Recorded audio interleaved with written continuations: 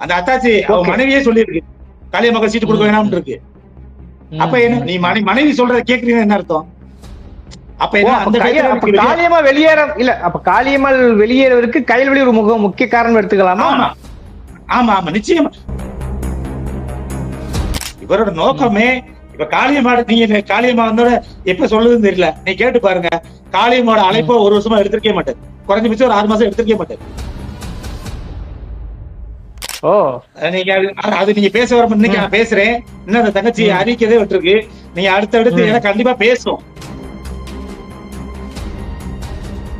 நீ என்ன காலத்துல இவ்வளவு பெரிய உடைய அசிங்கப்படுத்தி வெளியே தள்ளுறான், அவன் மரியாதைலாம் பேசுறான், நீ அவனை பேசாம அதுல சீமான்ற ஒரு வார்த்தை கூட இல்லையே.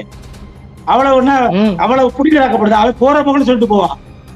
அவன் உட்காந்து என்ன பேசுறான் ஓட்டும்.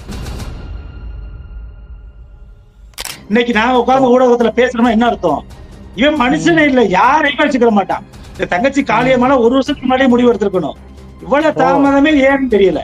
வேணா அவ்வளவு பெரிய வல்ல சொல்லுங்க, நீங்க சந்திச்சா தங்கச்சிட்ட கேளுங்க. எது இல்லாம கணத்தை எதிர்த்த உடனே என்ன கணத்தை எதிர்த்த உடனே நிம்மதியா இரு தங்கச்சி.